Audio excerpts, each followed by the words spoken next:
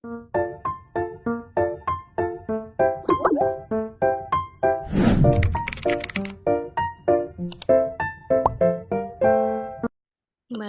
kita mulai ya Kak ya. Assalamualaikum warahmatullahi wabarakatuh. Selamat pagi. Semoga hari ini kita semua dalam keadaan sehat walafiat. Amin. Pada video kali ini, kita dari kelompok 2, saya sendiri Yati Afriani dan ada Kak Rosita Dewi. Uh, kita akan mempresentasikan sebuah artikel dengan judul Kendala Pengajaran Bahasa Inggris di Sekolah Dasar yang sudah kami rangkum. Karya Rina Listia. Nah, di sini ada pendahuluan. Pengajaran bahasa Inggris di Indonesia sudah dimulai pada saat setelah masa kemerdekaan Indonesia. Salah satu cara pemerintah dalam meningkatkan kemampuan siswa dalam berbahasa Inggris adalah memperkenalkan bahasa Inggris lebih dini, yaitu dimulai dari sekolah dasar. Nah, program ini dilaksanakan berdasarkan pada kurikulum 1994 untuk sekolah dasar. Selanjutnya, silakan Kak Rosita. Oke, baik. Selanjutnya di sini saya lanjutkan ya. Di sini sekolah itu mempunyai kewenangan mengenai mata pelajaran bahasa Inggris untuk dimasukkan sebagai salah satu muatan lokal yang diajarkan di sekolah dasar berdasarkan pertimbangan dan kebutuhan situasi dan juga kondisi baik dari orang tua maupun lingkungan masyarakat itu sendiri. Nah, kebijakan ini membawa dampak yang positif baik bagi masyarakat maupun sekolah yang menyelenggarakan program tersebut. Namun dalam perkembangannya, program ini menghadapi masalah baik dari sekolah maupun dari guru. Nah, salah satu kendala yang dihadapi adalah tidak tersedianya silabus khusus mata pelajaran bahasa Inggris. Nah, walaupun sebagai mata pelajaran muatan lokal, akan tetapi bahasa Inggris haruslah tetap mempunyai silabus tersendiri. Nah, oleh karena itu, dalam kesempatan ini, kami akan melihat selain kendala yang dihadapi di atas, masalah-masalah apa lagi yang muncul dihadapi oleh guru selama proses pengajaran bahasa Inggris di sekolah dasar dan bagaimana mereka melaksanakan pengajaran bahasa Inggris di sekolah dasar.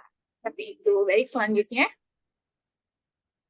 Oke, selanjutnya di sini ada metode yang digunakan dalam artikel ini. Nah, metode yang digunakan dalam artikel ini, di penelitian ini menggunakan metode kualitatif dengan menguraikan pendapat guru mengenai masalah yang mereka hadapi dalam pengajaran bahasa Inggris di sekolah dasar. Nah, hasil data yang diperoleh akan diuraikan secara naratif atau deskriptif sebagai salah satu faktor yang menonjol dari penelitian yang menggunakan metode kualitatif.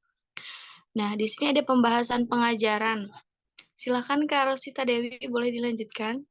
Baik, saya lanjutkan ya. Di sini pembahasan mengenai materi pengajaran. Nah, di sini kan materi dan metode yang diberikan itu harus sesuai dengan perkembangan siswa, di mana para guru mengatakan bahwa mereka bisa menggunakan lagu, teka-teki, permainan, dan gambar yang menarik selama proses belajar mengajar tersebut. Di sini, menurut pendapat Dun, pada tahun 1983 mengatakan bahwa pembelajar sangat mudah meningkatkan kemampuan berbahasa mereka melalui permainan yang tepat untuk usia mereka. Akan tetapi, tidak semua permainan untuk siswa muda cocok bagi mereka. Nah, oleh karena itu, tugas dan kewajiban guru untuk menyeleksi permainan yang cocok buat mereka sesuai dengan tingkat kognitif, fisiknya, dan emosional anak. Nah, hasil data juga menunjukkan bahwa para guru percaya bahwa buku pelajaran siswa seharusnya penuh warna agar menjadi menarik perhatian dan motivasi siswa itu sendiri. Nih, pada umumnya, guru berpendapat bahwa penekanan bahan pengajaran haruslah dibatasi hanya untuk aspek tertentu. Hal ini disebabkan waktu yang disediakan itu sangat terbatas dan juga jumlah siswa yang sangat banyak. Nah, akan tetapi menurut peneliti sendiri, dengan menekankan kemampuan siswa pada aspek tertentu, maka hasil yang akan diperoleh tidaklah maksimal. Sebagaimana yang dikemukakan oleh pendapat Grant dan Pretty pada tahun 1967 bahwa tujuan pembelajaran bahasa haruslah menekankan pada seluruh kemampuan bahasa tersebut. Misalnya pembelajaran menulis, membaca, berbicara, dan menyimak haruslah diajarkan secara terpadu. Oke, di sini selanjutnya ada tujuan pengajaran bahasa Inggris yang akan dijelaskan kembali oleh Kak Yeti. Dipersilakan. Oke, baik. Terima kasih Kak Rosita. Nah, di sini ada tujuan pengajaran bahasa Inggris sekolah dasar. Nah, data yang diperoleh menunjukkan bahwa para responden menyatakan bahwa pengenalan bahasa Inggris di sekolah dasar itu sangat penting ya. Nah, di sini ada beberapa alasan yang melatar belakangi program ini harus tetap dilanjutkan. Apa nih alasannya? Nah, alasan yang pertama adalah bahasa Inggris adalah suatu bahasa yang sangat penting dalam dunia internasional, khususnya di era globalisasi sekarang ini. Nah, oleh karena itu, mereka akan mempunyai pengalaman dasar yang lebih baik sebelum melanjutkan ke tingkat pendidikan yang lebih tinggi. Nah, untuk selanjutnya di sini ada pelaksanaan pengajaran di ruangan kelas. Boleh dilanjutkan lagi, Kak? Rosita, silakan. Iya, baik. Terima kasih Kak Yeti. Di sini saya lanjutkan ya. Ada pelaksanaan pengajaran di ruang kelas dari data yang diperoleh menunjukkan bahwa para responden ini umumnya mempunyai masalah mengenai pelaksanaan pengajaran di kelas, di mana mereka semua itu mengharapkan terjadi suasana yang menyenangkan selama mereka mengajar. Apa yang terjadi jauh dari harapan mereka. Akan tetapi kenyataannya bahwa di dalam kelas itu terdapat 40 orang atau lebih siswa, sehingga tidak menciptakan suasana yang ideal. Namun demikian, hal tersebut sebenarnya bisa diatasi dengan membagi siswa menjadi beberapa kelompok atau membagi mereka dengan kerja berpasangan. Di sini ada menurut pendapat Jones pada tahun 1994, halaman 185, mengatakan bahwa ada 3 kelebihan membagi siswa menjadi perkelompok ya. Yang pertama di sini menciptakan suasana interaksi antara siswa dengan siswa. Kedua, mengubah budaya siswa dari kerja individu menjadi kerja dalam satu kelompok. Yang ketiga, membuat suasana yang lebih variatif sehingga membuat siswa bisa menunjukkan kemampuannya secara maksimal. Baik, di sini dilanjutkan partisipasi sekolah dan masyarakat. Silakan Kak Yeti. Ya, baik. Saya lanjutkan ya, Kak. Di sini ada partisipasi sekolah dan masyarakat. Dari hasil data yang didapat, umumnya responden menyatakan ketidakpuasannya berkaitan dengan partisipasi sekolah dan masyarakat. Nah, dari pihak guru itu sendiri, mereka bisa berhenti mengajar apabila ada tawaran yang lebih menjanjikan dari pihak lain. Nah, para guru itu harus mempersiapkan media pengajarannya secara tidak langsung, menambah pengeluaran mereka sendiri. Kewajiban sekolah sebenarnya bisa menyediakan suasana pengajaran yang ideal. Nah, masalah lainnya adalah kekurangan media pembelajaran. Para guru harus mempersiapkan media pengajaran yang secara tidak langsung menambah pengeluaran mereka sendiri. Nah, meskipun demikian, guru tersebut sangat tidak senang mengajar siswanya.